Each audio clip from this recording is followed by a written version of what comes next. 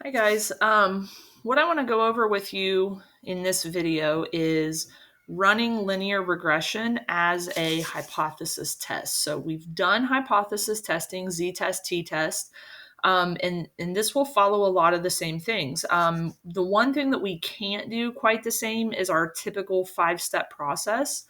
And I mentioned in one of the other videos, that's because here, instead of doing a confidence interval, what we would do is a regression, or I'm sorry, not a regression, a residual analysis kind of in place of that confidence interval. So our 5 steps are slightly different.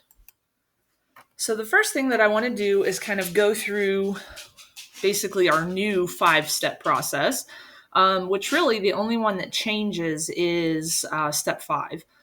So starting with step 1, we have our null and alternative hypotheses. Okay, so our null and alternative. We still start out with H sub O for the null, H sub A for the alternative. But the variable that we are going to use here is a Greek letter called rho, and it looks sort of like this. Kind of looks like a lowercase p, so I'll apologize. Mine sometimes look like a lowercase p, but know that this is the Greek letter rho. So I like to think of rho being associated with R. So this Greek letter rho, this stands for population correlation coefficient. Okay, because here's what I want you to think about. In all of the hypothesis testing that we've done, we've had a sample compared to a population. So in one prop Z test, population was P, sample was P hat. In our regular Z and T test, population was mu, sample was X bar. So we're trying to make a prediction about the population based on the sample. So we have population correlation coefficient, and we are going to make predictions on that based on lowercase r, which is the sample correlation coefficient. Okay, so we have that tie there. So I think of this as kind of a combination of a P and an R. P for population, R for R being correlation coefficient. So when we write our null and alternative hypothesis, it's always in terms of the population value. So we use rho here. And what we are going to always use for our population, or I'm sorry, for our null hypothesis, is that there is no correlation. Okay, so for the null, we are assuming there is no correlation. And if you remember that scale that I drew that went from -1 to +1, 0 right in the middle means there is no correlation.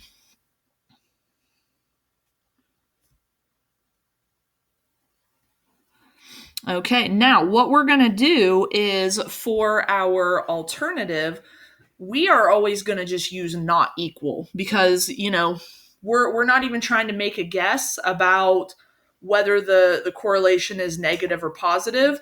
We're simply just negating this.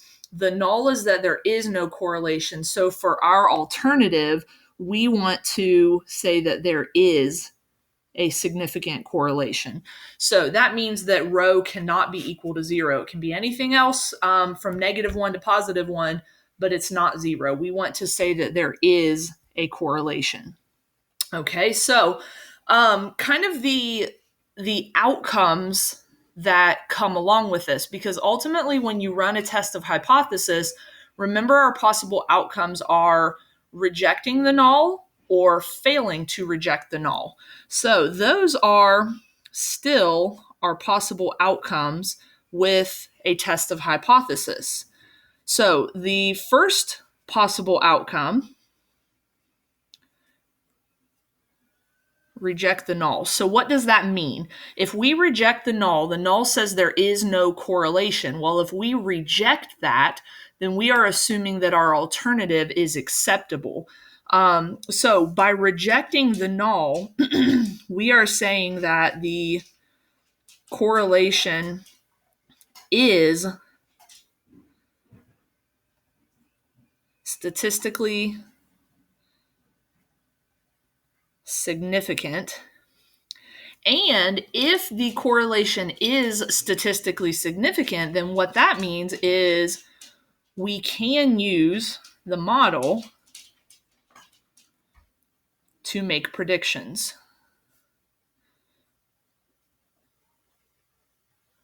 Okay, so we're using our model that's based on a sample to make predictions about a population. Now, when we go through some actual examples, I'll talk about some of the limitations of making predictions.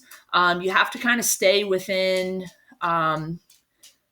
within your sample that you've collected. You have to kind of stay within that realm of data. Otherwise, that's called extrapolation.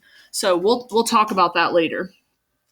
So your other option is fail to reject the null. And what that means is the correlation is not statistically significant.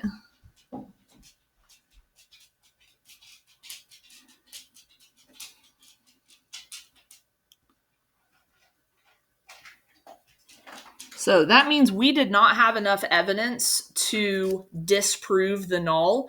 So we just have to assume that there is not a significant relationship. So if we show that we fail to reject, that it's not statistically significant, then we cannot use the model to make accurate predictions. Now, we could still use our model to make predictions, but nobody's going to really value them much.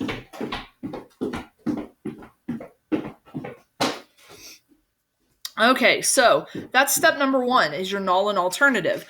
And I believe before, I don't remember. Step number two is going to be our level of significance. And you kind of basically get to set this just like you did with the other tests. Your level of significance is still your alpha value. And unless you are told otherwise, we are going to stick with 0.05. Okay. So then we have step number three, which is your critical value and test statistic. Now, this part, even though we're going to call it critical value and test statistic, slightly different from what we did before. Now, even though on the calculator we are running a linear regression t-test and it gives you a value for t, which would be your typical test statistic, we're not using t. So we're not going to use that value. That value gets used to calculate your p-value. So I'll talk about that. But for what we're going to use for your critical value and test statistic, it is not this typical t that's your test statistic. So for your critical value, we're going to call it R critical.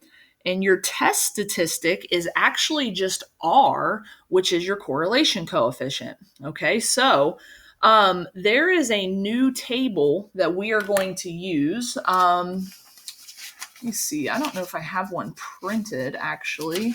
I know I have one saved in my Google Drive, so I will post that to Google Classroom with this. But the table that we are going to use is called the Pearson correlation coefficient table. And this Pearson correlation coefficient table that you have to use, it basically just requires that you know your level of significance and your sample size. Okay. Okay, so as with all of these test statistic critical values, we still end up with a picture that should look very familiar.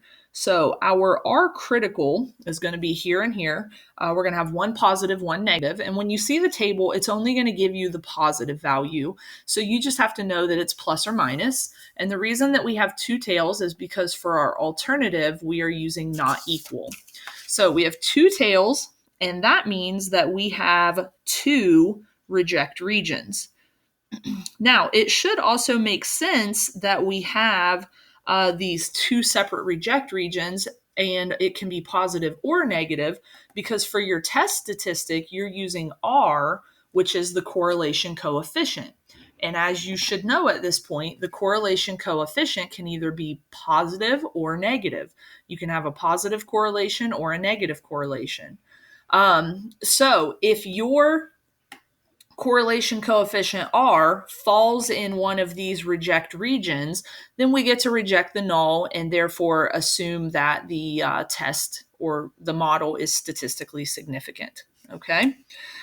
Step number 4 then is your p-value. Okay, so when you run the linear regression t-test, the p-value is given to you in that test. So again, your p-value, if it's less than alpha, you get to reject. And if your p-value is greater than alpha, you fail to reject. Now, just to show you, we find the p-value by doing TCDF, the absolute value of t to infinity, and degrees of freedom. So this t is given to you in that linear regression t-test. That's what we were used to using as the test statistic, but now we're using this Pearson correlation coefficient for our test statistic and critical value. And just so you know, a formula for t is r times the square root of n minus 2 over the square root of 1 minus r squared. So I'm not going to use that formula by hand, but I just want to throw it out there. And like I said, the p-value is given when you run your linear regression t-test. So we're not going to have to worry about doing that by hand at all. But like I said, I just wanted to throw that out there. And then the very last thing, which I really don't need any space for because we've already talked about it, that's going to be your residual analysis. So typically what we did is we went through a hypothesis testing with all these things. We had our null and alternative, we had our level of significance, critical value test statistic, p-value. We made a decision based on all of those things. Then we ran a confidence interval, and that confidence interval had to support the same decisions that you saw here. Well, we talked about the residual analysis in the last two videos, and your residual analysis will support these things because with the residual analysis, we want a mean of the residuals to be very, very close to 0. And we want the scatter plot of the residuals to be random with no distinguishable pattern. So those things imply that your model is a good fit. And like I said, it all supports the decision that was made. So that's kind of the gist of linear regression as a hypothesis test. So what I'm going to do is post a video of a full example where I walk you through the steps. Then I'm going to post just kind of a practice assignment for you to work on. And then I'll post an answer key for that as well. So my plan is we will spend about the next week working on homework and reviewing, and then we will do a test probably the end of next week or early the following week.